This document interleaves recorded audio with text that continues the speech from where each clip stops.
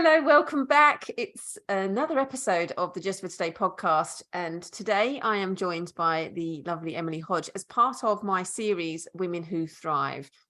I'm going to let you introduce yourself in a second, Emily, but Emily was almost signposted to me by my friend Lauren, because when I told her about this series that I'm doing and women that kind of thrive in the face of difficulty and have had difficult situations and all of really difficult life events and are still here and are still fighting and are still powering forward and actually just really powerful women, she immediately said, you have to speak to Emily.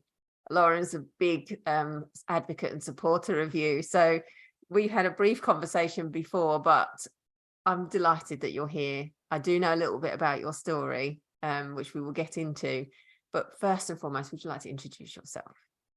Well, I'm honoured to be here, Steph. Thank you. That's really kind of you. And I'm a big advocate of Lauren too, so that goes right back to her. I'll tell you a bit about my work, and then that might help understand maybe where I'm thriving. I am a psychologist and business coach. And that has come about through over a decade of working with different people around their lives and their business and helping their business to grow so that they thrive. But I guess outside of all that, really interesting that your podcast is around thriving, because I would say a decade ago, I would not have said I was thriving. I was pretty angry with the world and was really quite negative about lots of things that were happening to me in my life. And it's taken a long time to reframe and to learn how to change that experience or those experiences into something that can allow me to thrive. So I hope that's my first question that just popped into my head. What came first, business coaching or psychology? Psychology all the way. Yeah, I trained at A-level, undergrad, postgrad, and then various courses since. So it's sort of in my veins, I think. I just love it, and I love understanding how and why humans think the way they do. And then very naturally, the coaching came as a result of that, and then the business coaching on top of that, which I grew into from the experiences that I had. But yeah, psychologist, that's why it's there first in the sentence. Yeah, I'm obviously super intrigued by human behavior and why people function the way they do. And I was listening to a podcast the other day about being a therapist and witnessing breakthroughs in your clients, and when you see those moments happen. And what you said in your intro was that, was it 10 years ago, you probably wouldn't have felt like you was thriving. Can you recall one of those breakthrough moments that you had where you started to kind of switch the way you saw things and what you'd experienced? I can actually really well. Funnily enough, timing wise, it was a lot later than that, although there were moments within the last 10 to 13ish years that it's all been going on. But a really significant one that will just makes me tingle whenever I think about it was about 5 years ago. And I and my husband had come to a real crunch point in where we were at with our baby making situation, and me post cancer, which is obviously, we'll probably talk about that. But I guess I might even say I was having a breakdown, I suppose. I lost myself to the whole process and situation. Couldn't think of anything else other than wanting to have a child, and it was so desperately strong. I was building my business alongside it, so there was that, which was my other baby, but the feeling of wanting to have a child and not being able to have one, and constantly apparently failing at it was just obsessional. But I do remember really well when we came to a point where we realized I wasn't going to be able to go through this anymore. I'd been through multiple rounds of IVF, and we were at a real crossroads around not taking anything forward and potentially being child-free. And I don't think we knew at the time what the alternative might be, but felt like there would be alternatives. But the child-free, or childless, I suppose, in terms of the official definition that we would use, it was part of my brain going, what does all this mean? And I remember I had finished a work contract at the time, and I had some time off, and I took myself off to a day retreat just locally to me in Surrey, and I sat down in the garden of this really beautiful old stately home that's used for like silent retreats, meditation. And I just wrote in a journal for a day. I sat down on this bank overlooking onto the hills, and I just kept writing. No rhyme or reason to the writing. Just was writing. And I remember a really visceral feeling coming over me of, I don't know what the options are right now. I don't quite know what the future of this is going to look like, but I do think I'm going to be okay. And it was so clear to me that day set us off on a whole other trajectory. But I think I love the feeling of that day now, and I love the concept of what happened that day so much, because I felt like I still don't know what's going to happen, but I think I'm going to be okay. And that's really stayed with me as a very emotional reaction to a decade of things that had been going on before it. Yeah, that's it. That sounds like quite a pivotal moment when you just, that trust has been kind of reestablished in, and I can do this. I can get through this. I'm going to be okay. Yes. You mentioned journaling, and journaling gets a bit of bad press. I think a lot of people kind of, it's wishy-washy, but it's one of the most therapeutic tools that I use personally as well, just to verbally vomit somewhere, just to get it out. I really struggle to keep up a habit of anything. So all of the behavioral stuff and all the stuff that, probably we've said to clients around have a habit of your self-care and all those things. Personally, I really struggle with it. And what I know is better for me is picking up something in the moment that I need it. And honestly, I'm not a regular journaler, but in that moment and a few poignant moments elsewhere, I definitely used it. And it is a word vomit, isn't it? It's not, there's nothing about style or am I saying the right thing? It's definitely all the wrong things that you're writing, which makes it the best things. Yeah. I think it's when I sort of suggest it to clients, I'm just like, just get a sheet of paper and just unconsciously write, just let it out of your head, what's going on and what you're thinking and feeling. And they're so alien to it because, I don't know, maybe conditioning has taught them that you suppress your feelings and you don't voice them and you don't air them because of the judgment we place on ourselves for these thoughts and feelings we're having as well. Yes.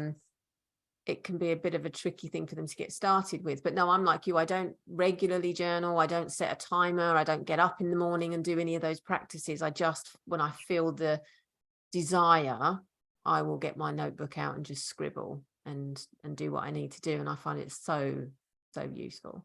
So useful. They're much better. There was a whole wave of people doing this whole miracle morning thing. Have you read the book? Yeah. Yes. Yeah. And I tried it.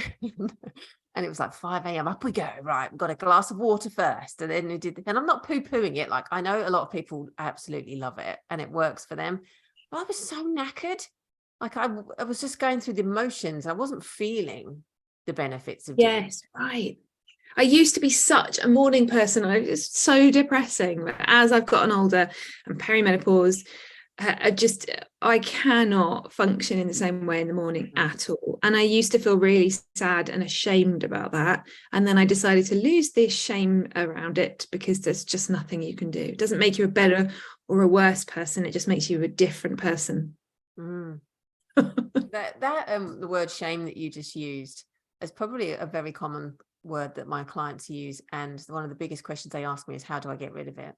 How do I dissociate myself from shame or guilt, imposed guilt that somebody else is giving me or taught me that I should be experiencing? And I guess my question to you is, how have you dissociated yourself from that type of emotion in the past? It's a bit of a deep question. It's a good question. So there's two big situations that I think have caused me to feel shame. And oddly enough, they're not the direct situation. So the first one would be having had cancer at a young age maybe there's some shame around this actually. So I had bowel cancer when I was 31. And I suppose initially there's that weird feeling of like, why have I got bowel cancer at 31? Like, that's random and weird. Maybe there was an initial, oh, that's a bit, I feel a bit ashamed because did I give this to myself? Which isn't really possible at that age, especially. And also bowel cancer as a young woman. Oh. But anyway, you get over that pretty quickly. It's what actually came shame-wise from that was the feeling that I wasn't a good enough survivor. Unfortunately, fortunately, you do get well-meaning people who want to ask how you are and care about you. Unfortunately, inadvertently, sometimes the way they make you feel is worse because of potentially the way they've asked a question or what they've actually asked. So it might have been, I remember one situation I went out with my mum and one of her connections, I don't know if she's a friend or not, but I remember her saying, oh, you're all over it now, aren't you? You're all over the cancer now, you're better now, aren't you? And it was just like, okay, am I? You end up just being like, I've got to be positive for other people. Yes. And I felt a lot of what I think probably was shame for not feeling that way, for not being a standout survivor who could go and run 5 marathons and, you know, talk about the situation really positively. Luckily, possibly because of my training and having really good other people around me, you do release that feeling because you realize that's insanely difficult to even try to be anywhere other than what you are feeling. But I did feel sad that a lot of my difficult feelings around cancer carried on because my treatment was around 12 months. Overall, it's about 12 months because it was 2 surgeries and chemo in between, and you had to space all of that out. But I really wasn't physically better for another 2-3 years, I would say. I was still quite underweight. I still had the remnants. I had a bag and then that was reversed into a stoma. That caused a lot of problems. I got sepsis. There were just complications a lot of the time. And I just couldn't quite get on board with being like a really positive, happy survivor when I wasn't. Luckily as well, I got introduced to some amazing, I guess you could say, tools early on, and I advocate for this now, like the idea of self-compassion. A friend of mine introduced me to it based on new research that had just come out around self-esteem being a predictor of well-being and self-compassion being a far more strong predictor of well-being than self-esteem. Yeah. I looked into it and found all the Kristen Neff stuff, Chris Germer, and like devoured their books because all it was around was you might be in a shit situation, but you're going to be kind to yourself, whatever. You're still going to love yourself, even if you're not very happy with the situation. That's what I needed to hear. I needed, this may not be nice and you may not be enjoying it. And you might want to swear and curse and be angry at the world and feel jealous and pissed off, but you can still love yourself somewhere in that. Yeah. And that really helped with that feeling of what was probably shame, but coming out as anger and jealousy and sadness a lot of the time. I was talking with someone the other day and we were talking about the ability to be able to feel different emotions at the same time and being really angry at the world, like you say, while still being kind and compassionate with yourself and still moving yourself forwards. And I think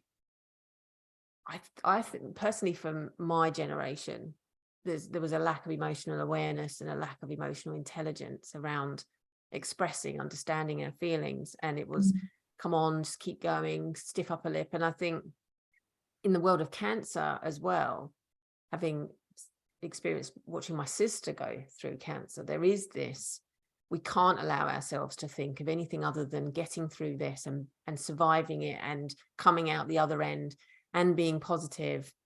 And there was a moment in her illness where I just allowed myself to think about her dying. And nobody would let me think like that. We can't think like that. And I needed to think like that, but I had to do it all on my own because nobody wanted to have those conversations with me. And we're back in 1995, so this is a long time ago. Way before groups or communities, Yes, online there was nothing, and forums. there was nothing for siblings at all. There was a lot for parents going through these types of things with their children, but nothing for siblings. And I have an older brother, and we were just trying to get ourselves through this. But the day that I allowed myself to think she may die, I actually was I allowed myself to have an emotional release about that and start to process what was, because she was going to. We knew it. We could all see it. It was like the elephant in the room. No one spoke about it. We knew the medicine was being taken back. We knew they weren't bothering her anymore. We knew they weren't testing her blood anymore. All of that, we could all see it. Let's not talk about what's about to happen, though. And so terribly sad. And when I talk to my clients now about allowing themselves to feel, it's almost like a brand new experience. Right. I'm allowed, but what if I allow myself to think negatively, will that come into fruition? That fear as well that comes, if that I must think positive, that toxic positivity, I must think like this all the time. Yeah. Otherwise I'm going to bring bad things into my existence. Yeah, and you will have seen plenty of this in your own clinic work and perhaps with your sister's situation. The more you cover up and don't allow it to be there, that's going to have an impact in one way or another. And that's not some sort of foreshadowing, you better let it all out. It's just human nature is such that we can't hold on to those feelings. And especially if you were young and vulnerable, it's a shame because the people around you may not, where they wouldn't have known any better, right? But I'm so glad we can now understand that mostly it's healthy to release all of those emotions and express them and allow them out. Now I get it, right? There's going to be situations and some people who don't feel safe doing that. I do understand that, but I do love that we're moving far more towards that now, and acceptance of a range of experiences and emotions alongside trauma and difficulty. And all are valid. Everyone has its place. Everyone needs to be felt. There's no bad, there's no good. These are all valid feelings that we're all having, and to experience them. And I like to think, well, I hope, I haven't got children in school anymore. The feedback I get from my clients is that they're definitely being better in school now and educating on emotions and feelings. That's the feedback I get. But I like to think that we are progressing a little bit more in that direction. My 3-year-old's on the emotions chart now, so that's happening. Yeah, it's. I would love to be able to go and see what they're doing now in schools, because a lot of the work that we both do has a place in early years. Right. Yeah. If we start there, we avoid so much down the line, but we won't see the effects of that for many years. And it's frustrating. It's frustrating for me across the whole system of short-sighted measures that don't have that long-term goal in mind. But I could get on my soapbox about that all day, and I won't. So when you first was diagnosed, how old was you, did you say? 30. Actually, I was 30 still at that point. And then I was about to turn 31. Yeah. And what was your kind of personal situation at the time? Was you in a relationship? I just got married to my husband. So we got married in May 2010. Went on a mini honeymoon and had planned to go on a longer one. But then I was diagnosed with the cancer in September 2010. And you really upheld the sickness and in health. Do you know, it's funny, somebody said to me not that long ago, oh, did you know you had cancer when you got married then? And I was so shocked, but it wasn't shocked in a what an awful question. I just was like, oh, I hadn't even considered that. No, I didn't is the answer. But I was like, oh no, I literally found out, in the autumn. But yeah, it set off a train of events that very quickly were put into place. So by September, October, November, by the November, I'd had probably 10 different sets of tests. I'd had all the confirmation of what kind of cancer it was, the possible cause, which turns out to be very likely a genetic, not predisposition, but a genetic malfunction. And actually, they're still testing my genetics a decade later because they want to know what happened. And yeah, I was in for surgery by the end of that November. So really quick set of actions. What symptoms were you presenting with? Hardly any. And that's what's really interesting in this. And there's a really interesting situation with my GP. So I went with blood in the poo, and just in case anyone wants to know this, it's much more risky if the blood is in the feces, so Right. like sweet corn, but it's blood, Yeah. but not in the toilet bowl. In the toilet Right. bowl, it's much more likely to be piles or anything else that's happened Yeah. externally. That's good to know. I didn't know Yeah, that. I would have made the assumption that it was outside of the yeah. poo. No, and it's really quite obviously in the poo, like you can tell that it's not like a normal poo. And so that was the biggest symptom. And do you know, the funny thing is I'd had bloating and IBS for a long time. But what it turns out is that I had a bowel littered with polyps that Right. I'd never had checked because I'd never have any reason to, I guess, unless I'd gone very severe with the IBS, but it wasn't so severe. And the polyps obviously not obviously, but they put you more at risk of one of them turning cancerous, which is exactly what had happened. So when they did a colonoscopy, they found nearly like hundreds of polyps in my bowel, which really is what led to then the severity of the surgery, because I think if they'd only found one tumor and one polyp, I could have had a resection, but because my bowel was littered with them, the best advice was to have a total removal of the bowel so that they don't have any risk of coming back. And that's what I say, that's what led to all the complications. It was just such a massive surgery. I was in surgery for 12 hours and I was in ICU for about 10 days afterwards. I can remember some of it. I can remember the anaesthetists. And I remember one of the rooms I was in, but I've lost that period, which would make sense, right? I was drugged up completely. But yeah, it went from I'm really healthy and well and fit and just got married and being really good in my life, to then suddenly being sort of forced into a situation where I was really unwell very quickly. And I get that there's a lot of language that's quite interesting there around forced into a situation. And actually that's what I felt for a long time. I was so angry with all the doctors. Instead of saying you've saved my life, I was just a hideous mess of you've done this to me. So yeah, that took a lot of working around. I guess at that point they are inflicting something upon you though, aren't they? Yes, but yeah, they are. For good but reason and for I positive know. intention and to heal you and to make you better. But coming back to my sister, I remember her one day, a doctor came in, and because her cancer had gone to her liver, she used to have a fluid build up in her stomach, and it used to really bloat. And they used to have to put almost like a straw in her side to drain it off. Yeah. And I remember her just looking at the doctor and just going, will you just fuck off? Like, just leave me the fuck alone. I'm just so sick of your face today. And he was like, I'm so sorry. I know, I am so sorry. And, you know, he obviously understood that it wasn't personal and she was just tired and fed up and in pain.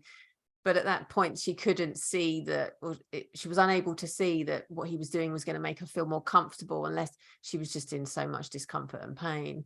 And obviously the poor healthcare workers get the brunt of that all the time. Totally understand that. Yeah, and that's awful for them. It's awful for them because how do they know what they're getting? How do they know what, even a patient who might have been lovely and pleasant the day before is having a terrible day, and so they get the brunt of it, you know. I was not a shining example of myself whilst I was in and out of hospital for all that time. Maybe, you know, I was probably quite arrogant as well. Somewhere in my brain I was going, I used to work for the NHS, so I know what this is like. I'm not quite sure, but that possibly went through my brain. I was not a happy or easy patient at all. I think my WhatsApp's going off, so I'm just going to quickly shut that down. I stupidly left WhatsApp open on my husband does that because he works over on the desk over there. Sometimes he leaves the room, he leaves it on, it just goes ping, ping, ping. Because it's easier on your desktop sometimes than sitting on your phone. It's easier just to quickly reply on your keyboard. So I've switched it off now. So if you don't mind, we could talk about your fertility experiences. And Did all of that come after the treatment for the cat? Had you tried to conceive before you was diagnosed? Yeah, so I guess a big trauma that we went through was that we became pregnant in the August after our wedding. So I was probably around 8 weeks pregnant when I then had the symptoms of bowel cancer. And that added a very difficult element to it all. It is probably what made things happen really quickly, I believe, because I was sent for extra tests after having been found to have the blood in my poo. Probably, I don't know this, but it's possible they suspected something and thought we better get this sorted really quickly so we can understand what this is going to mean.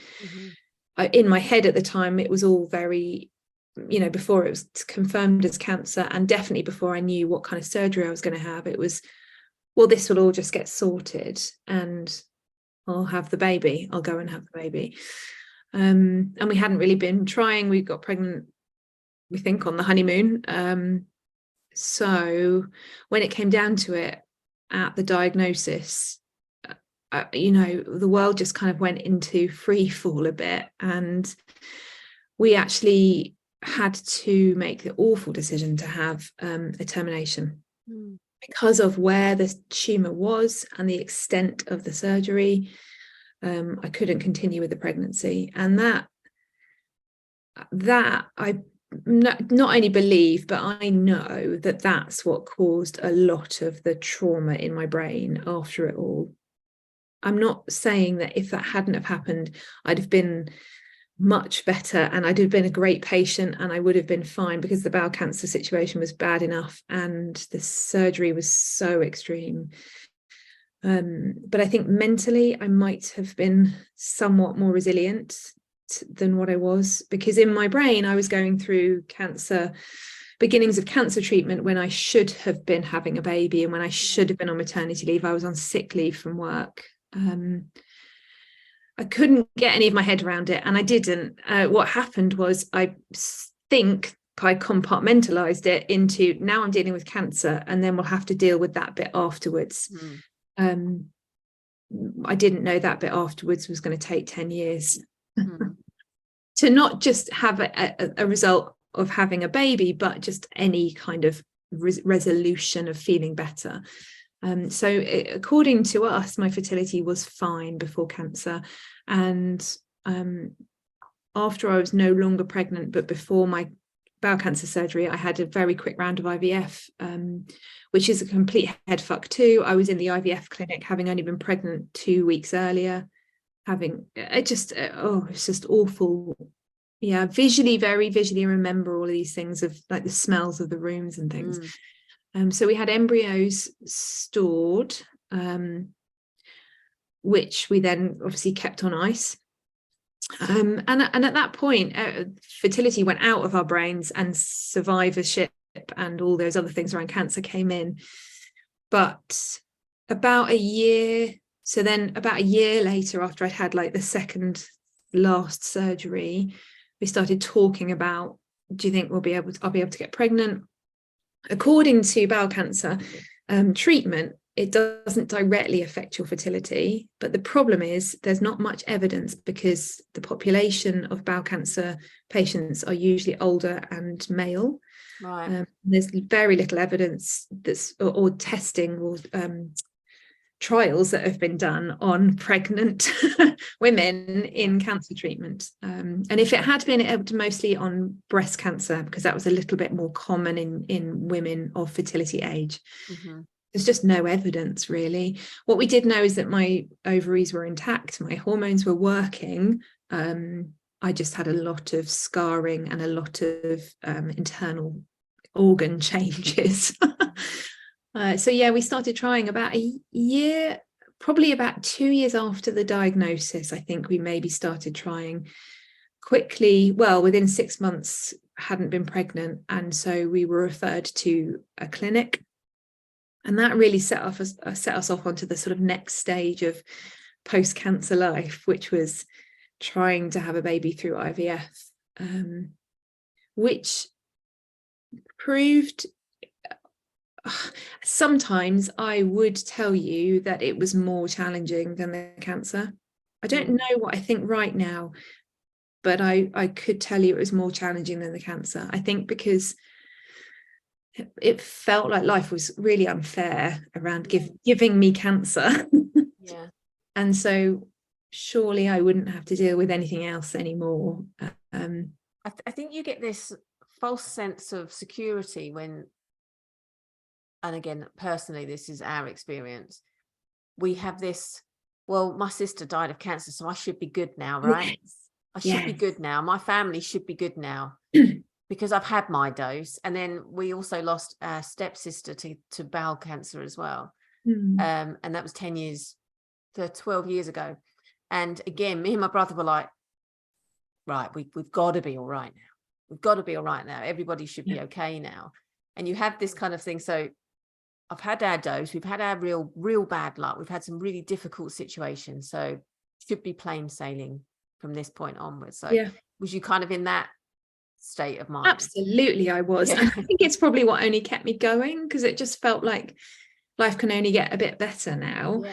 But also, can I just say, saying this, it's really interesting because I'm now, so this was 2010 and it's now 2023.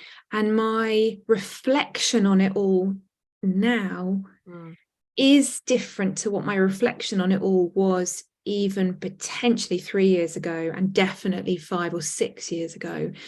And I think that might be, whether that's don't know if that's so much of a good thing, but that's definitely maybe encouraging for anyone that might be going through something difficult, is that the way you see it in the future will change. And I don't mean any of the toxic positivity of you're going to feel great about this in the future. You will and you won't, you might and you might not, and you have days where you do and you have days where you don't. I think it's more my reflection on this sits in the wider analysis of who I am in the world. And I feel like I wouldn't have said this before because I was so naive and so, I say self-centered, but whatever it was, right? I am a privileged woman. I'm a privileged white woman. I come from a not wealthy, but happy, healthy family. I didn't have any trauma until I had this happen. So I guess I reflect on that a lot, which is I felt really fucking entitled. I was, I think, really entitled as a cancer patient. And I think I may have been really entitled as a fertility patient. I can't guarantee, I don't think I was an awful person, but I felt entitled. And so the reflection, you asking, you know, do you feel like that should have been it? I absolutely did. And I think I still do now, but I also am very aware that I'd had privilege up until that point, and actually, frankly, still had privilege of going through it as a white woman in the UK, right? That's a privilege to have cancer anyway, because you get the NHS and you things are accessible.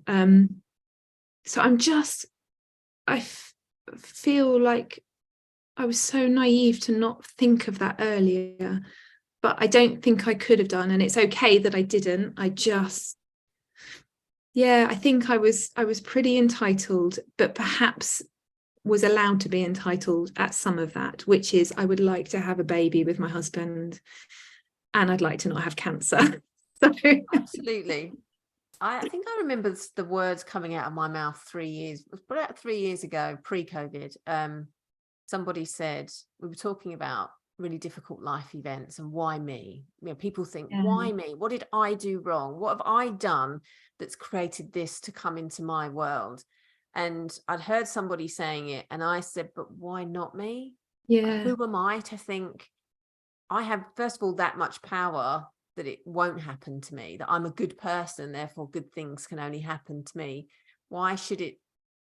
Not that I wanted it to happen to me, of course, but why shouldn't it have been me either? As opposed to, why should it have been somebody else that lost their sister? Why should it have been someone else, you know? And that comes with time, doesn't it? Because I know for a fact I wouldn't have said that 10 years ago. I know I wouldn't. But it's just that I guess that therapy and me being able to process it and the self-development I do and the self-awareness I have has now got me to a place, well, who am I to think I shouldn't have experienced this? Yeah. Then? That kind of reflection. I totally agree. Yeah. And it's making me think, I guess, about trauma, and I'm no longer in active trauma. And I would have thought I wasn't in active trauma probably 4 or 5 years ago, but I think I probably was. And the reflection on having a contented body Mm-hmm. and a contented life has allowed me to see all those things. Mm-hmm. But I think when you're in fight or flight, I mean, felt like fighting the world. Mm-hmm. You definitely don't feel like it's fair, and it's why you, why me? Yeah. Which does make you quite myopic in a sense. But yeah, you asked about the fertility stuff, and you know, I think it went on to be a much longer journey than the cancer, and I think that's what wore me down. Mm-hmm. That's what became the biggest long-term thing that I just couldn't get out of my head and couldn't stop thinking about. And yeah, I think that's probably why I would say it was sometimes harder than the cancer. Perhaps it was longer term and more draining. Mm-hmm. So, spoiler alert, you do have a child. You did mention at the start. So I know how you ended up as a mother. Yeah. Would you be happy to share how you eventually had this lovely little child come into your world? Yeah, of course. And yeah, I'm looking at a cardboard cutout in front of me from her 3rd birthday party. So it's quite funny talking to you about it. After that day that I talked about at the start, I must have had a few conversations with people, and our brother-in-law, my brother-in-law, Dom's brother, had someone he knows who had been through surrogacy. He told me about her a long time ago, but it was too soon and I can still get pregnant, all those things. Yeah. And also, oh my God, that's so expensive and completely inaccessible, and only Kim Kardashian does that. Although I can't actually remember if Kim Kardashian had done it at that point. I don't remember the timeline of it. But I ended up saying to him, can you put me in touch with her? Because I'm interested, I'm intrigued. Yeah. And had a chat with this wonderful woman who had had twins through surrogacy and had moved to Spain. And of course, I'll tell you, she was so goddamn happy. I mean, she probably wouldn't tell me that she didn't have sleep and all those things. But and I guess it was in the back of my mind that, okay, interesting, but that's completely inaccessible. That's what that felt like. But over the course of about a year, Dom and I had various conversations, and it became just a conversation that we couldn't stop having. And it was, why don't we look at this and actually find out, like, is it inaccessible? Is it too expensive? Is it possible? And obviously you've seen stuff in the press about surrogacy, so you know of things. Rarely do you know someone, because it's still, I think it's something like 900 or 800 births in the UK are through surrogacy. So if you think about the hundreds of thousands that are born, that's a tiny percentage. But what we did in the end was, I was like, you know what, I'm just going to go and work this out, whether it is possible for us.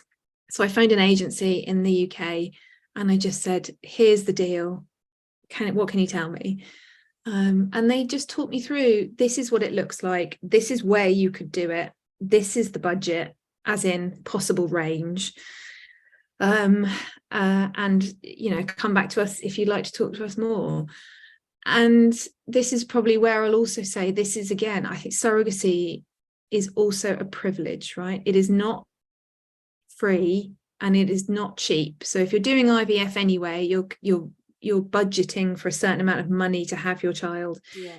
Surrogacy puts that into a whole other realm. And we were really lucky that we had some money from the sale of Dom's old business, that we talked about a lot around, well, what would we do with it otherwise? And just decided that we're going to go for it. We're going to use that, and we're going to use that on surrogacy.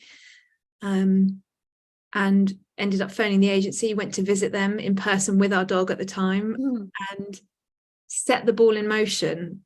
So very quickly when we'd done that, things started to happen. We ended up finding out that Canada was an option. I don't know if you want the whole surrogacy law situation, but UK is an option. There are lots of countries that do it. The ones that are recommended because of easy routes and communication are UK, America, and Canada. Right. Canada, England still has some really archaic laws around surrogacy, which technically put the surrogate and the intended parents at risk if either party changes their mind. So it's very it just feels risky, although it's very possible, and the law is changing, and there are some great agencies now that do facilitate the UK surrogacy. So I would consider that again if we were going to, which we're very unlikely not going to. America becomes incredibly expensive because it's a bit more like a business, and Canada is a really lovely medium, which is free healthcare for the surrogate, who would be Canadian, altruistic surrogate, which is great, but they do have an expense, but a really protected law that everyone's protected under. So we decided on Canada, met with an agency in Canada. Dom had a piece of work in New York. I followed him, and then we went, let's go to Toronto and just go visit this agency. So we did that. He left his sperm. And really quickly we set the ball in motion. So that was around October 2018, and by October 2019 we had embryos, we had a surrogate, and then November 2019, I remember because it was my 40th birthday, we had a positive pregnancy test. So our surrogate became pregnant with our daughter in November 2019. She had and has 3 children, 3 girls of her own, who she brought along for the ride. They knew and know everything. They were her little advocates. They were calling her baby Hodge in her belly. And then roll around to February 2020, we flew over to Toronto for a weekend to see our surrogate, have the scan, discovered we were having a girl, very excited. Got, just dreamy, cannot believe this is happening, flew back, and a week later the pandemic meant the world closed. So we, with lots of advice and many phone calls back and forth through lawyers, international lawyers, and also different groups that were now being set up, because internationally surrogacy is fairly large. So there were people who were doing the same thing as us, but some, like maybe Australia to Canada, or actually at that point UK to Ukraine was very quite a popular surrogacy route. So lots of people asking the same questions: how are we going to get out to our babies? What's going to happen? Will the borders be open or closed? How do I fly? My flight's been cancelled. And essentially the idea was put to us by our lawyer: if you can get to Canada and be there now, so that you don't risk the borders being shut whilst you are still in the UK, I would advise that. And at the time, Dom was working for himself, I was working for myself, so I was flexible. Budget wise, it was a hideous situation, but we went, we can't, if we're going to spend this money, we're spending it on the right things, and this isn't really negotiable. And again, privileged to be able to do that, but that's what we decided. So we left our house 18th of April 2020, got a dog sitter, cat sitter, a house sitter, flew over to Toronto, interrogated at the airport: why are you in our country, why are you coming here, what's surrogacy, what are you doing, are you adopting the child, quarantined in the town that our surrogate lives in, and then spent 5 months living there and having the most insanely amazing lockdown situation where we got treated like royalty by the town, who welcomed us with open arms because there were no tourists anyway. Everyone knew each other because it's a beautifully friendly, quite small farming town, like 2 hours southwest of Toronto, and living really close to our surrogate, getting to know her, getting to know her husband more, getting to know the kids, getting to know her family. I mean, it was beautiful. I literally you couldn't have made it up, and you couldn't have told me. It was just beautiful. And then she was born. Was you with July her the 11th. when she was born? With her when she was born. Wow. Yeah. We were due to be anyway, but we would have only been due to fly over like potentially a week or so before, which now seems insane, because I'm like, oh my God, no, I wouldn't have had it any other way. We got to, our surrogate is just an amazing woman. She works in the ER. She's a nurse, incredible woman. And that moment of birth, how, in that situation, because your daughter's biologically yours, but she's come out of a different person, what happens in those moments? Just, you know what, I can't describe it other than, I don't know any other situation, as in haven't had my own or another one, but there was no issue or question of bonding. I mean, I was essentially our surrogate's birth partner, so that's what we decided anyway, and my husband was there and her mum was there, so between the four of us we were just around and supporting and stuff. And then as she was birthing her, I got on the bed with her, and we needed to do it in a hospital in the end just because of some complications that our surrogate had. We probably would have chosen a home birth, but couldn't do that in the end. But I was on the bed with her. Hope, my daughter, came out, and they just handed her straight to me. But what I did was hand her sort of back to our surrogate with me. Mm-hmm. And it felt so right, because I just, such an intense, if you've birthed a child, you'll know this. It was intense, and it was quite a rush in the end as well, because she came really quickly, quite suddenly. So it was all just like, but there was just no issues of, is she ours? Have I bonded with her? It was just done, bonded, like. And it's interesting because I've read or seen other people. First of all, I've seen it happen with other surrogate situations, but also people who've had their own baby, right? Who might struggle to connect with their baby. I'm just either very lucky, or something happened that just allowed it to be, she's ours, she's mine, and that, no question. That must, as like a somebody witnessing that moment, whether it was a health professional or someone that was in that space and saw that beautiful moment, that must have been a hugely emotional moment. I think so. Yeah, I think so. Imagine. Yeah, I think you're aware, aren't you, of other people in the room slightly, but you're very, very, it's like a myopic situation of. Yeah. And then actually we all ended up staying in the hospital because our surrogate had ended up needing some drugs. We all stayed overnight. And in fact, because she'd been born in the morning, we were there for about 36 hours or so together, but rooms next door to each other. And so we were wheeling Hope in and out, and just to go and see her and see how she was and stuff. And then we had a beautiful period of what was it, 6 weeks, that we got back to the place we were staying at, and our surrogate was at her home, and we spent all of that time like visiting her, visiting the people we'd seen and met, and actually quite beautifully getting to know our baby without anyone around. Like a lot of people say, I want to shut the door, I want to just be with my baby. Well, we were in another country, and the only people we'd had there were these wonderful people who we'd met, but they weren't family.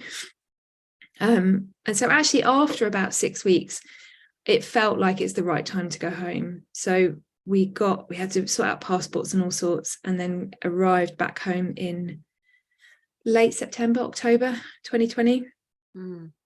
And then sort of did the whole thing again of, here's everyone. But obviously you had to do it distance and couldn't meet some people.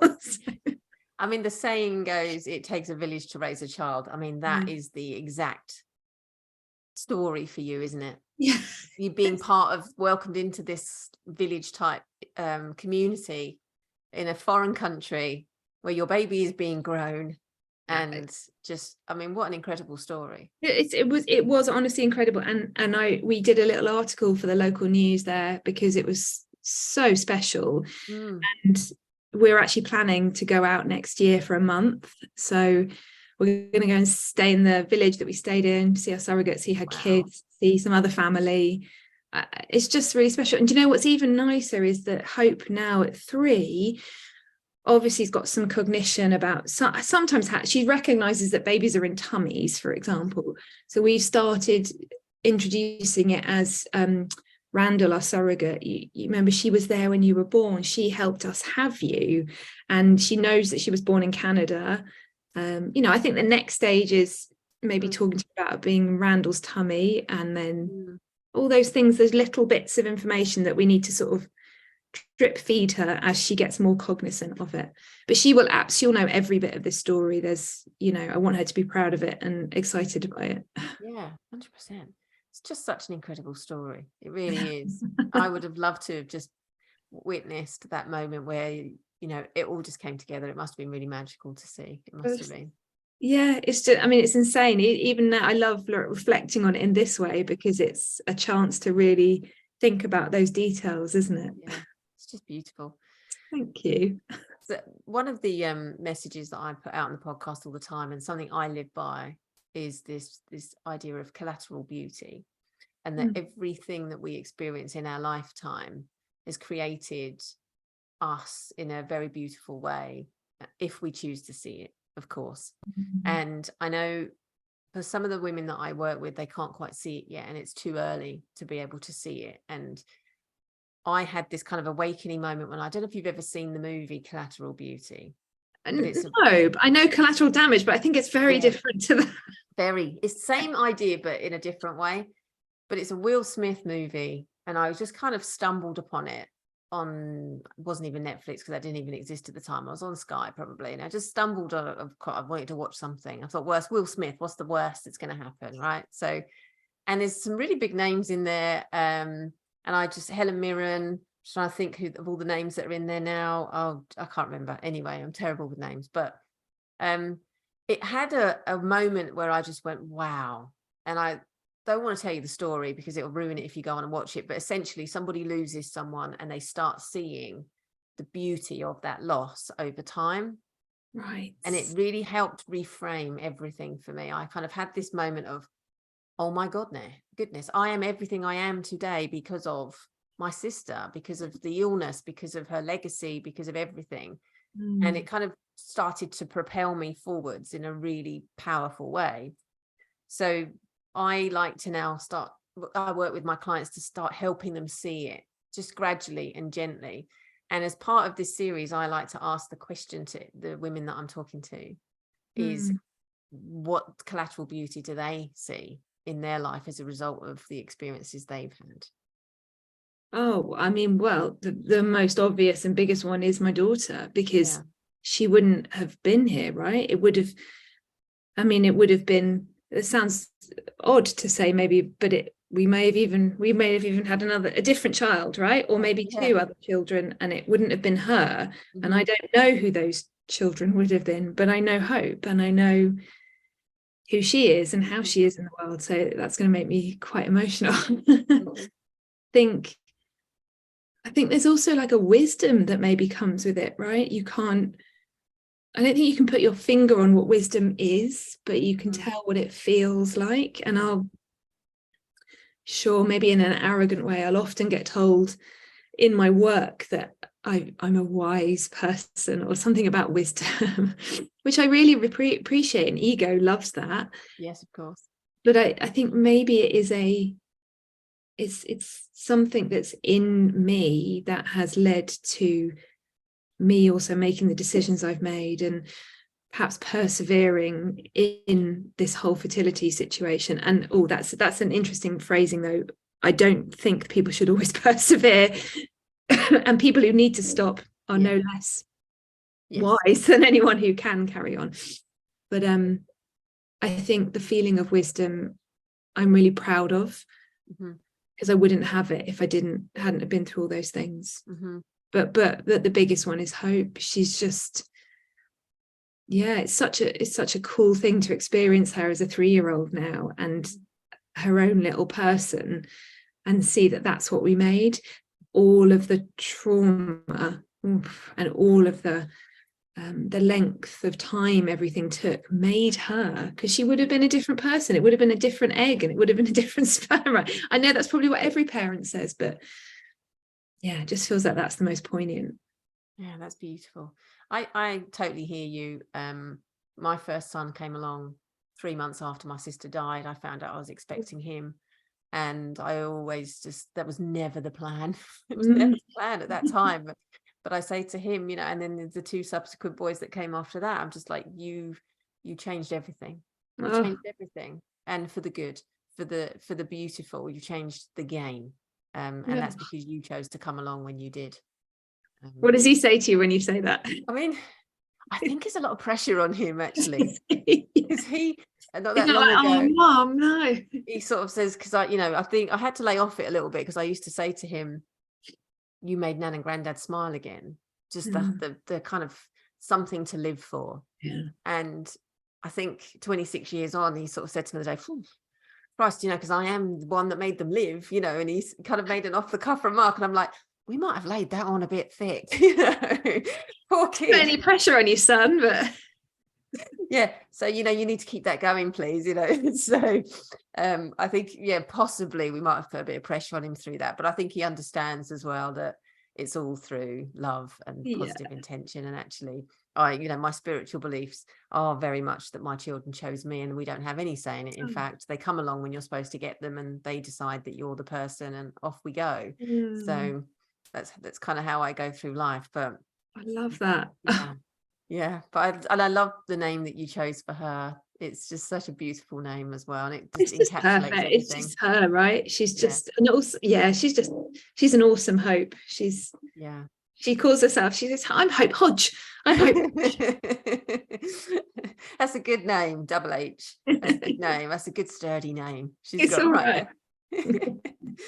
My last question that I ask everybody is, if you could go back and give your younger self one piece of advice, what would it be, and what age would you be?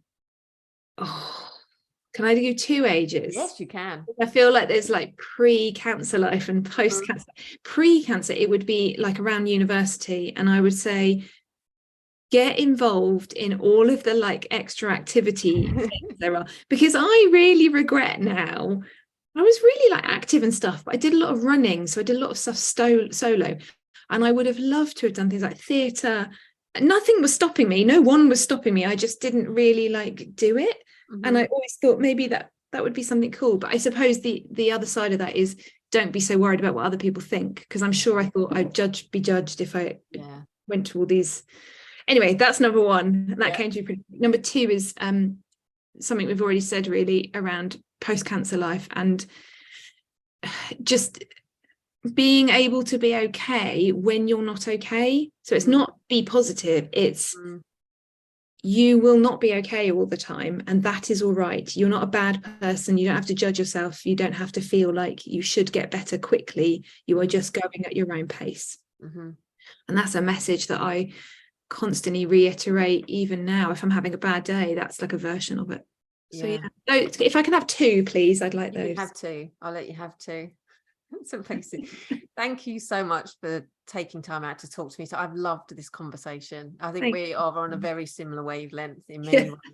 It's been so great to have you join me. So absolute pleasure. Thank you. It's honestly lovely being asked to reflect on this. So thank you so much. Wonderful.